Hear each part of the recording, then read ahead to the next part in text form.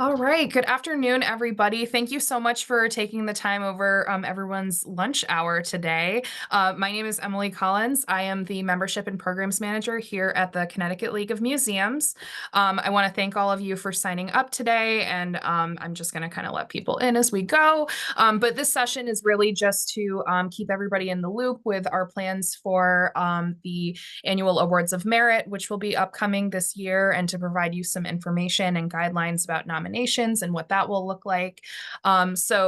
Just a few quick things. Like I said, this program will be recorded. It'll be available on our YouTube channel afterwards, and I'll make sure that it is available to all of you. So feel free to go back and use it as a resource. Additionally, I will be kind of just manning the chat and making sure to try to reduce any background noise. If you do have any questions as the program goes along, please feel free to pop them in the chat. We will have time for Q&A at the end, so feel free to queue up your questions, or if you have anything that you want to say, you can raise your hand later, and we should be able to get to everybody. So without further ado, I will pass it over to our board president, Nick Foster. Take it away, Nick. Thank you, Emily. Welcome everybody this afternoon. We're going to run through sort of, I'll say, the process for Awards of Merit as much as we can. I know for some of you in the room, this is fairly familiar looking around, and for some of you, it might not be. It's very similar to how we've done the Awards of Merit in the past, but obviously switching over to Connecticut League of Museums now and away from Connecticut League of History organizations, we're encompassing a larger disciplinary cross-section, I guess, of projects we're looking at and publications and individuals. So some of this will sound very familiar. If you've gone through the ASLH application process in the past, this will also be somewhat familiar. But I want to walk you through sort of what roughly the process looks like. What we are looking for is the awards committee, and some tips and tricks on sort of, how to make sure that your nomination is going to be the best that it can be. So I'm going to bring up some slides really quickly, and we'll go through. And as Emily said, if you have any questions, throw them in the chat or just hold on to the end. I've built in a good amount of time at the end for Q&A, so we can talk to them then. And then also always be I'll give my contact info in the end. So if you have to step out early, you can always reach me. So let me start the show. So the Awards of Merit this year, the timeline has changed a little bit. This is corresponding to our Connecticut League of Museums transition. Again, to have this sort of broader sense of representing all cultural institutions, not just history organizations. So we are a little bit later in the year this year, and we have adapted a few things, and I'll point those out as we get to them. But first and foremost, what is the Awards of Merit? They are recognizing excellence in museum work through our annual Awards of Merit. And they recognize institutions and individuals who demonstrate the highest professional standards and who enhance and further the understanding of Connecticut's culture and history. This is sort of purposely vague. The Awards of Merit are looking to recognize sort of anything and everything that seems to, again, further this understanding of Connecticut. So it can be an art exhibit, it can be a program, it can be an interdisciplinary lecture, it could be a little bit of everything. We will judge each project sort of on its individual merits. And we sort of left this intentionally vague so that people can sort of find, if they have a great project idea and it seems very different or unique from something else that, nobody else is doing, we still love to see the nomination. But it's looking for this excellence is sort of what we'll get to. And I can talk about that shortly. But here you see our 2023 or 2022 award winners below. These were organizations and individuals of sort of all shapes and sizes as far as the projects they undertook. So again, if you're sort of on the fence about, does my project or publication or whatever fit the scope of what you're looking for, it probably does. And you can always reach out to me ahead of time, but don't think that there's sort of a narrow band of what we're looking for. Important to note, the awards are non-competitive. So there's not like there's 8 slots and we pick the 8 best things. It's purely, we're sort of comparing your project to you, is the best way I can describe it.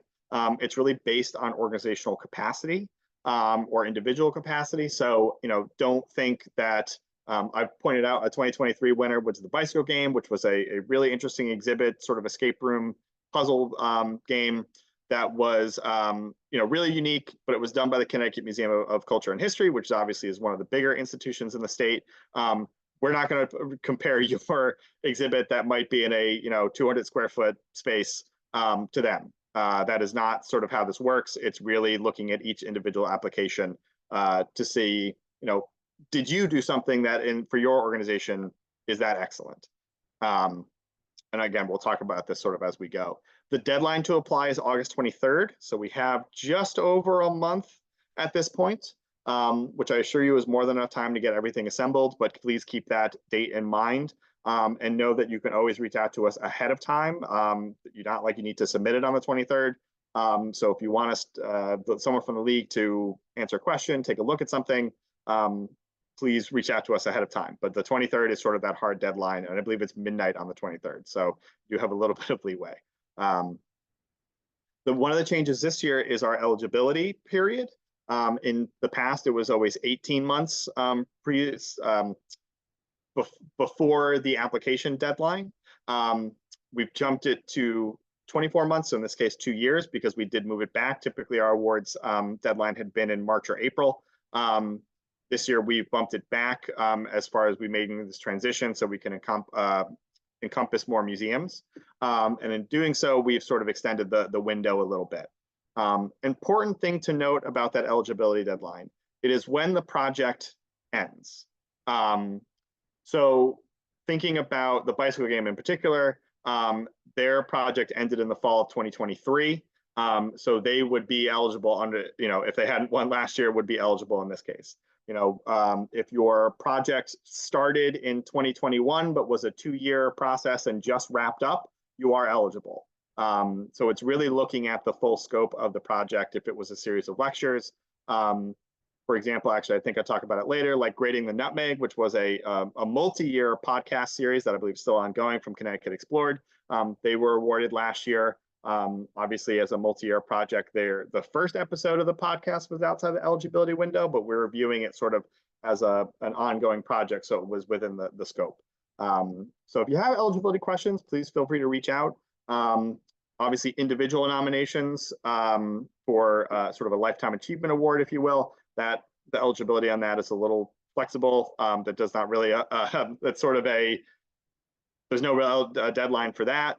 If it's a publication, the publication date should be within that 24-month period.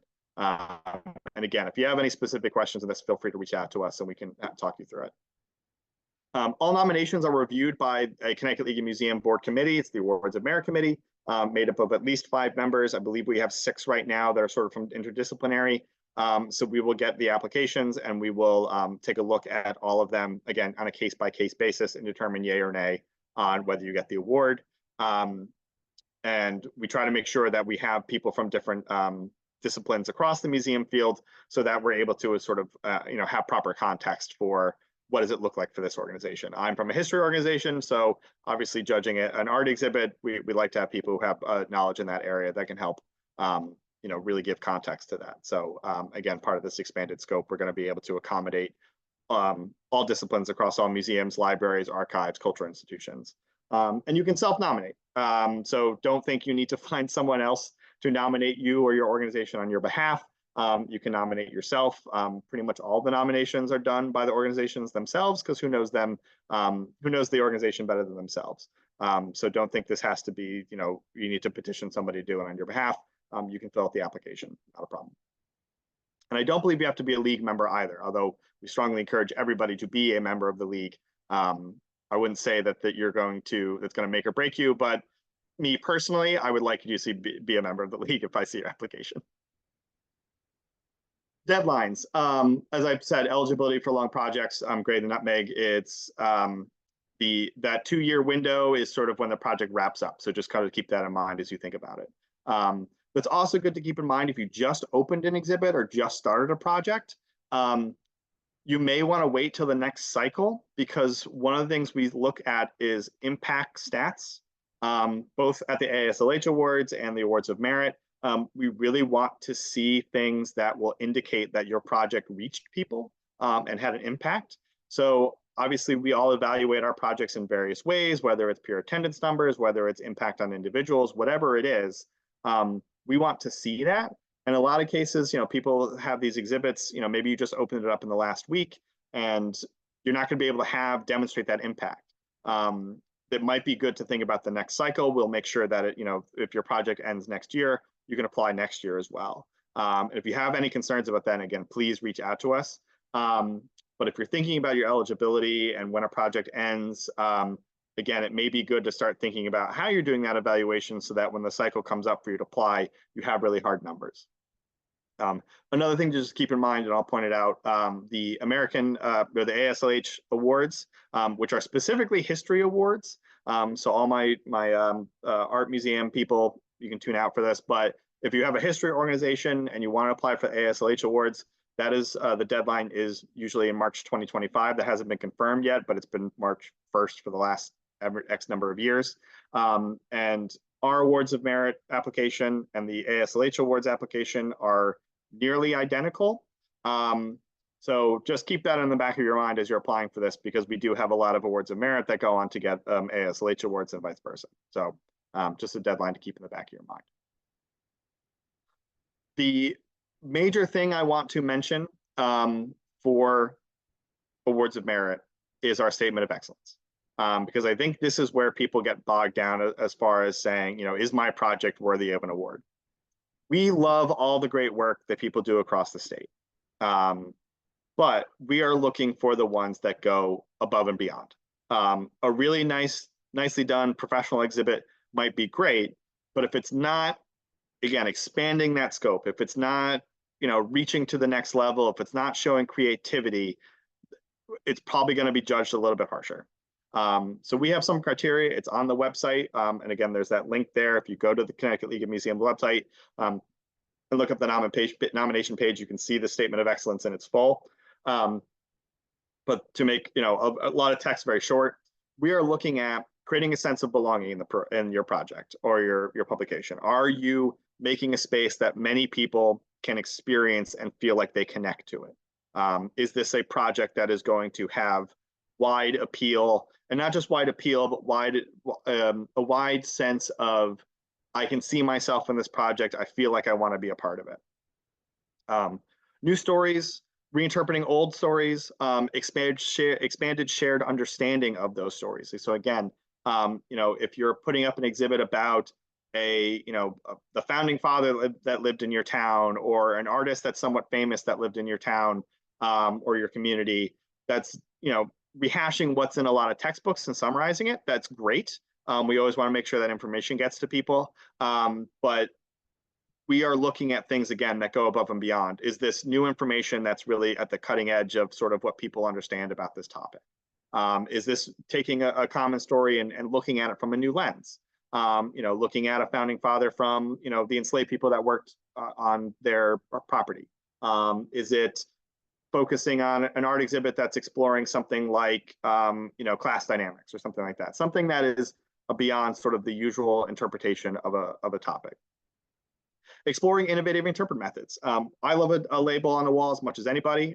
Text panels are great.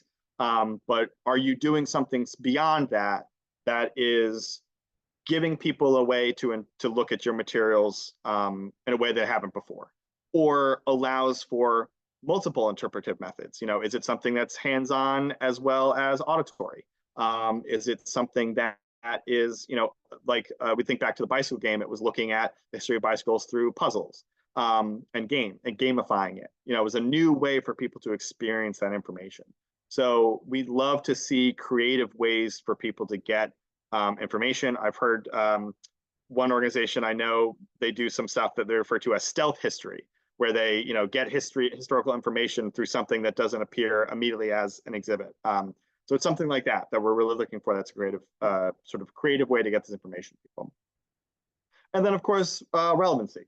We want to make sure that these projects, these sharing of museum collections, are relevant. It's not just someone's passion project about they really wanted to show off all the toys in the collection or something like that. It's something that is demonstrating that this is important to the audiences that are coming in. this is relevant to a topic now. It's going to inform us about the future of where we're going, really demonstrating that relevance. So again, I can't reiterate it enough.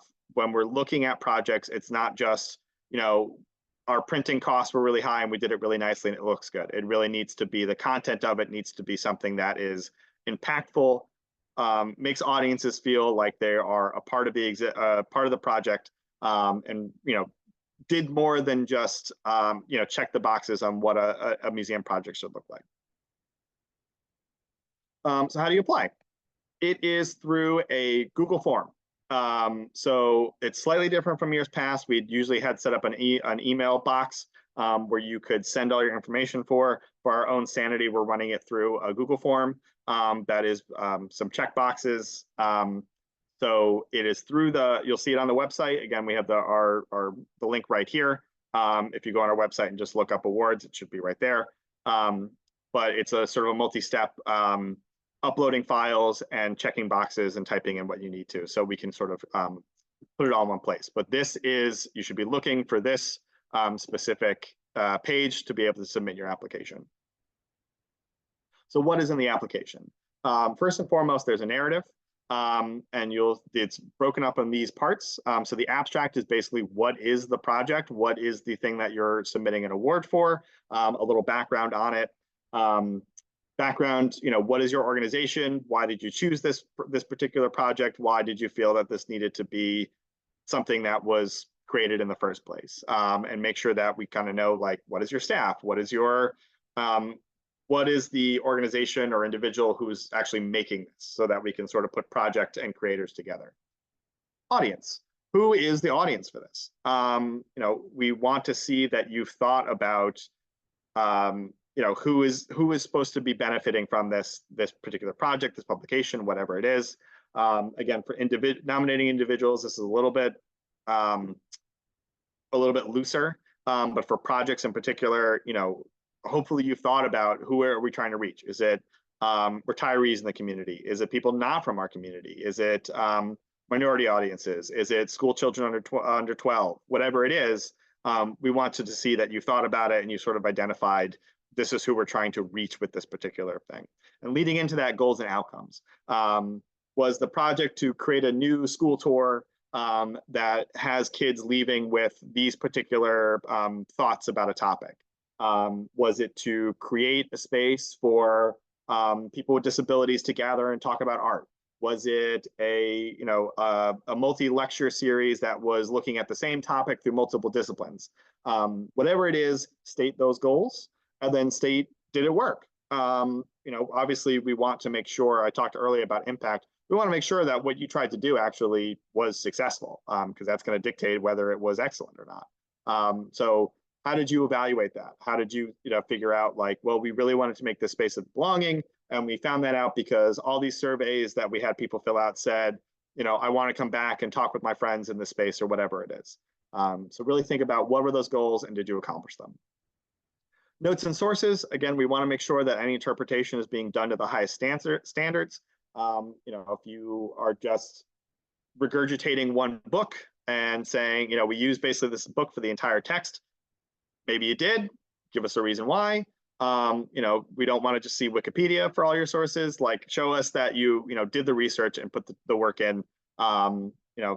Maybe it was just off the top of your head, but please show us the work about why this is done to the highest standard, and that the information we're getting through this project, through this exhibit, through whatever it is done to the highest standard. So this is sort of an annotated bibliography, for better or for worse. And then funding. Where did your money come from? This is sort of a budget narrative. And the reason we ask for this is, again, we're comparing each organization or individual application to itself. We want to see bang for your buck. If you got a $50,000 grant, let's say, and it doesn't look like a $50,000 grant project, we're going to take note of that. Whereas if you had, several pennies in a pocket full of string and you pulled off an amazing project, that's going to elevate, what that project is. Again, we're looking at individual capacity to pull off something excellent. So, it's helpful for us to know, like, what was your budget? What was this funding like? So that we can get a better sense of, did you get the most effective use of the money for this? And that narrative is no more than 4 pages of 12-point type. That sounds like a lot, but I can assure you once you start typing this out, that's double spaced. So that fills up pretty quick. So be brief, be succinct, really get the message across that you want to get across, really think about your words.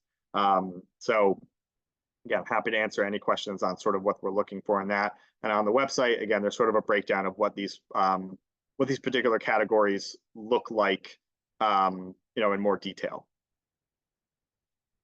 The other thing we're looking for is documentation. We don't necessarily get to attend your project or see it in action. Frequently when it's a one-off program, we're getting the application after the fact. So we didn't get to see it. We didn't get to experience it. So we need to give as much context for this as possible so that we know sort of what did you do? So that's things like exhibit floor plans and scripts or text. Photographs. Photographs are incredibly helpful. For example, here, this was a winner from last year for the Mystic River Historical Society. They did a huge project about a bridge that crosses the Mystic River. And, it was great to see a lot of photos because that helped us understand what they were talking about. Sometimes it's hard to communicate these. I know many people are visual learners, and when you see a long narrative describing a space, but you can't actually see it, it's hard to understand actually what we're looking at. And this allows us to see sort of the quality of the project. And again, if you got $50,000 and you taped a bunch of Word documents, laminated Word documents to the wall, we're going to have some questions. But if we can see sort of the standard of work you put in, that's going to help. The digital project, obviously linked to that digital project if it's still available. We want to be able to see it. Last year we had a project that won that was a series of YouTube videos. So just put your YouTube link in there. If this is a program for kids, do you have lesson plans? If it was a presentation, do you have slides? Any documentation that can help us experience it. And we do have a new option this year. If your exhibit is still up, that gives you a chance to indicate that so that we can actually send someone out to view it.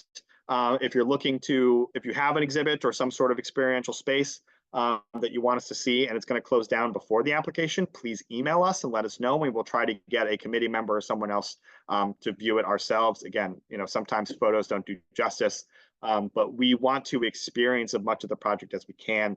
And the documentation is your ability to show that off. Budget.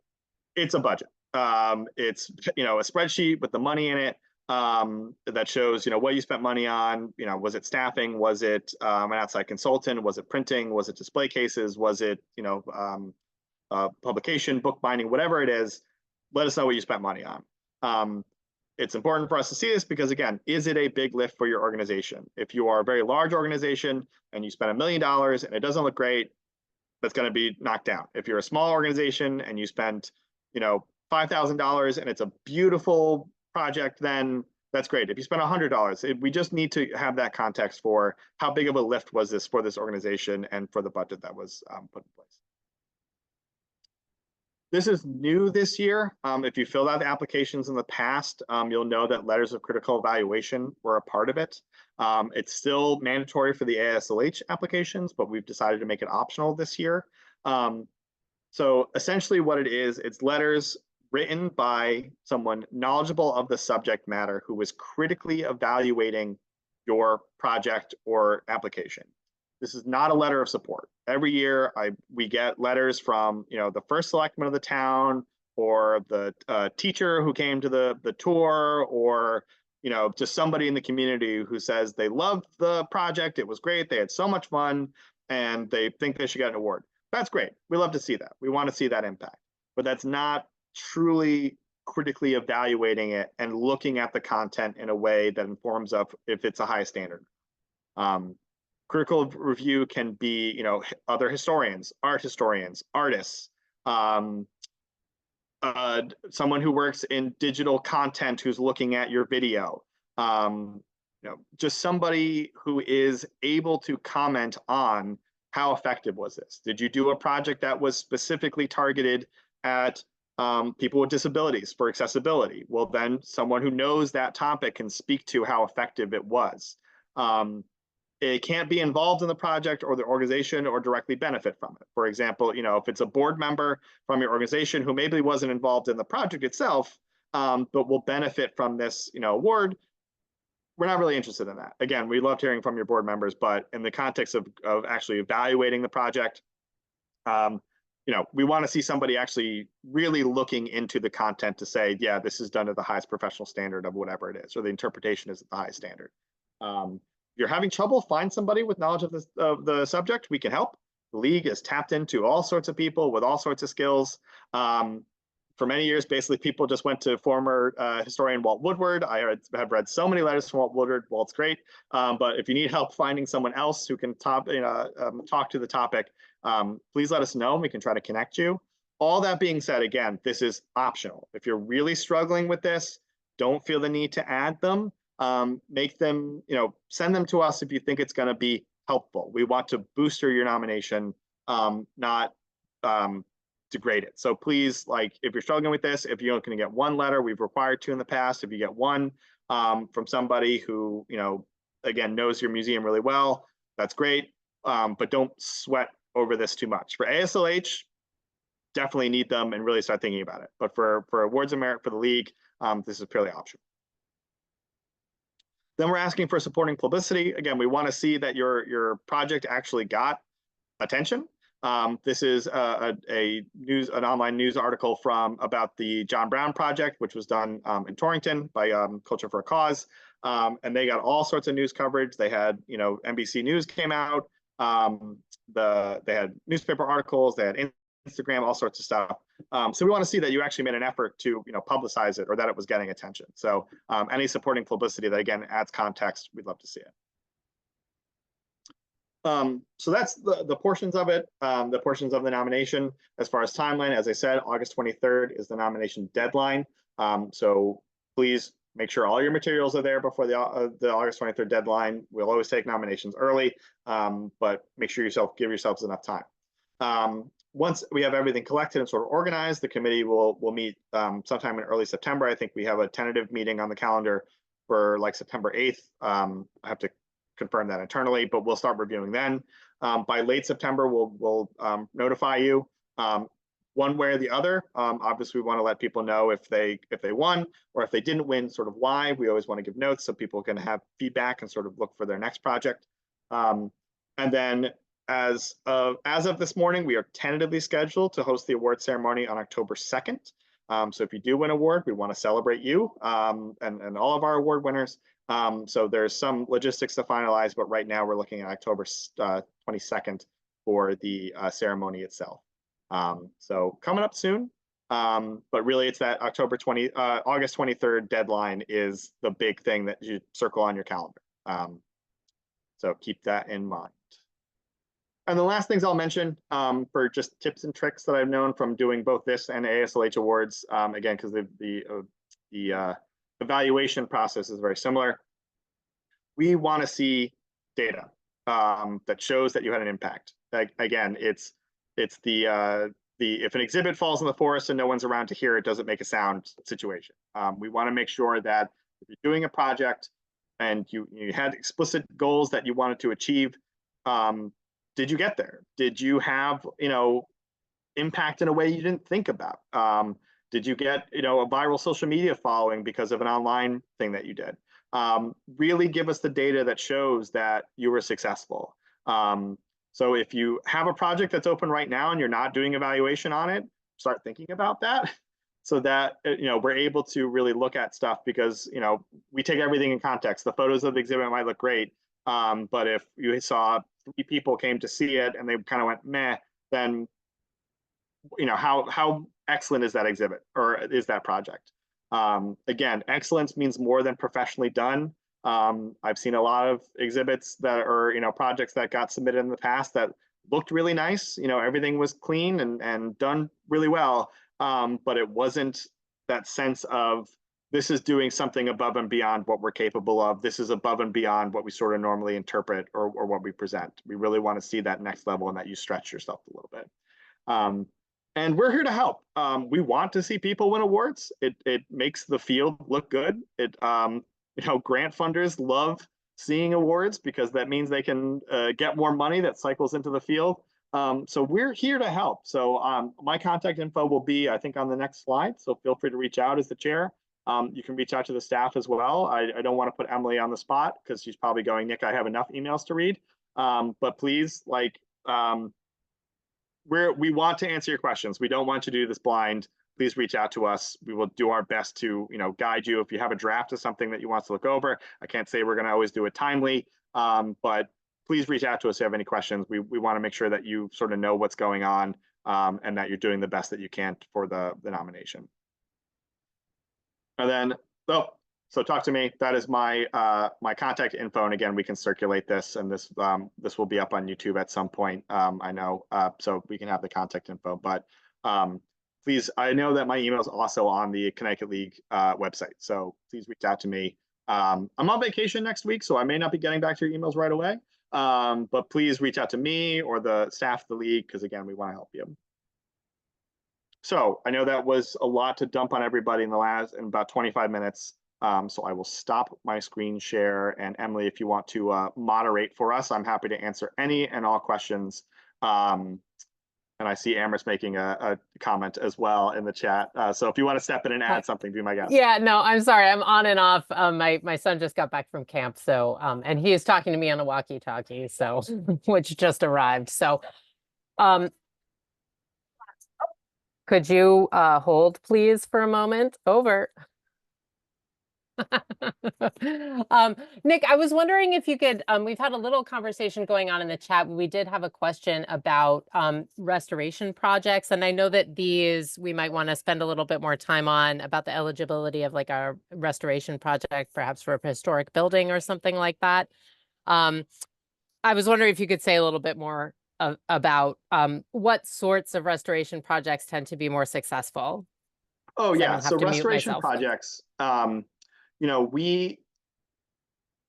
there's always a bit of a gray area there. I know, like, if you just got replace the roof as part of your regular maintenance, that's great. I always love to see historic buildings, get, the TLC that they need to stay functioning.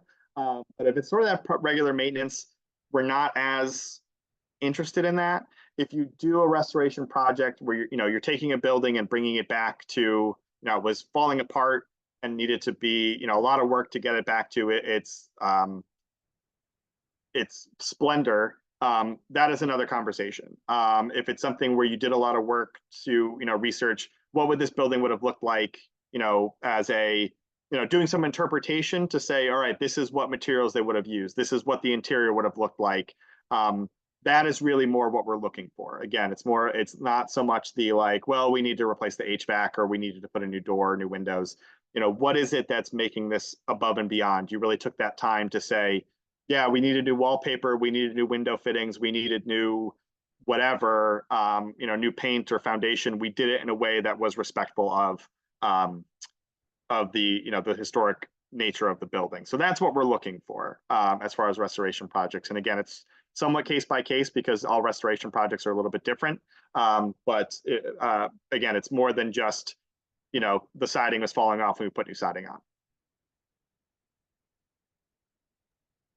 Great. Yeah, I think, I would just add, like, having something that ties the restoration project to like the organization's mission, or perhaps it was, preparation to, I liked what you said, Nick, about, you did extra research to, do this. It can't just be a we fixed this sort of project, but, really talking about that broader impact and relevance. There's some questions in the chat as well about evaluation and impact, and there's a question about qualitative versus quantitative. I mean, we'll take what you have. I think a part of this is just encouraging best practices around actually doing some kind of evaluation for your project to measure your success, understanding what the impact is. And, those kinds of evaluations can be done a lot of different ways, right? Whether it's, quantitative data, whether it's qualitative surveys, whether it's you talking to people and, having more conversational understanding of what the impact of this exhibition or program was. Those are all fine. Yeah, absolutely. We take sort of anything and everything, as far anything that can add further context. Sometimes we see digital projects where it's like we have our Google Analytics on our webpage, we have YouTube metrics, we have Instagram likes and views or whatever it is. That's great. Sometimes it is just, we had staff positioned at the exits as the program, and we heard generally these things. We had a survey that 4 people filled out, but all 4 people loved it. Like that is, will take anything qualitative, quantitative, whatever it is. Quantitative makes it easy, I think, in some cases, because, for example, I've seen projects in the past where it's like, we have a YouTube channel and these 8 YouTube videos saw 20% more views over our normal content over the course of 6 months. And that's great. Sometimes it's just, again, we put up a bulletin board with a sheet saying, what did you like about the exhibit? And 5 kids wrote, I love the cats, and they put it up there. And that's great too. Like we'll take anything. We just want to see that there was some effort made to evaluate on the museum's behalf or the organization's behalf of, we're seeing people respond to this and not just going through and going, forgettable. We just want to see something that represents you thought about, if I come to you and say, was this a successful exhibit or a successful project? And you say, well, I don't know, then that's going to hurt you. We need to see something that's going to say like, yeah, we think this is successful because of X number of reasons. Other questions? Just open up the chat. Yeah, there was a question, Nick, that just came in about representative captions versus all captions. I mean, I think, Julie, for exhibition projects, it sounds like this is what you're thinking of. We usually ask for the exhibit script as a part of that package. So we would have label text as well as information about the objects and artifacts and documents that were on display. But I'll let Nick say a little bit more about that if there's more he wants to say. Oh yeah, I would say and Julie, you and I could talk about this. You have access to me, so we could talk about this off this. We're looking for, presumably if you had, something printed out, you wrote it up and you saved the Word document or the Google Doc or whatever it is, you can just basically send that us as a PDF. We've gotten exhibit text in all sorts of formats over the years. But again, it's important when we're sort of evaluating, is this done at the highest standard? We'll have somebody look at the text to go like, is this, actually correct information? Or is it somebody just, extemporaneously writing what they think, about an object? In some cases it is, some cases it isn't. But however you want to send that text over, we'll take everything. We may not, if it's 500 pages worth of text, we might not read through all of it, but we want to just get a sampling of what's there so that we can take a look at it. And I think there's also thinking about the label design. So definitely we want to see your exhibit text in the script. But, maybe you want to give us like, in addition to the photographs of what the exhibition looks like when it was installed, especially if the exhibit is no longer there, then also telling us, showing us, representative design of like, this is what the introductory label looked like. This is what a heading label looked like. This is what an object label looked like. So in that sense, you can just give us representative samples of those different classes of exhibit labels and then the text in the exhibit script.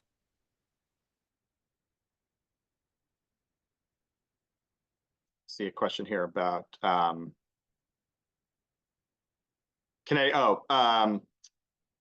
understanding Connecticut a little bit. It doesn't have to be necessarily Connecticut focused. If you're looking at sort of a national story that's providing more context to something, we put Connecticut on there because obviously we are Connecticut.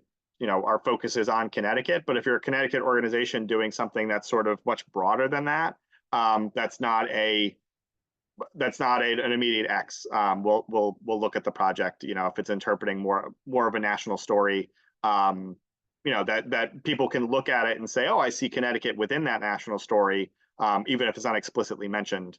That still qualifies. And I would say that the best local history, if we're talking about, say, a historical exhibition, like the best local history exhibits will be tying those stories to these broader themes, whether nationally or internationally or regionally, to answer that so what question about like, why is this Connecticut story significant, right? So, the focus of the exhibit need not be on Connecticut itself. It just needs to come from a Connecticut-based institution. I think we're looking to recognize excellence in museum work, in all of those capacities.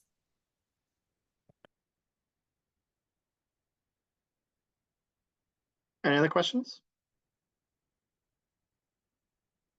There was an earlier question about ASLH awards because our timeline is a little different this year. Whether if you've already received an ASLH award, you can get a league award, and absolutely you can, as long as you haven't received an award from us for this project before, it's eligible to apply.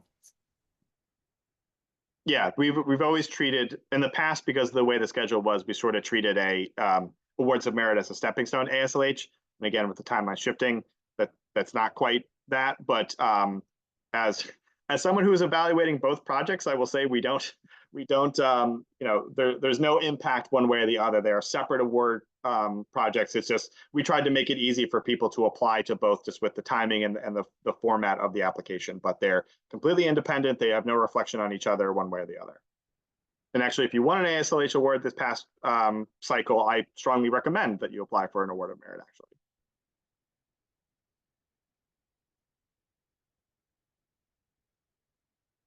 All right.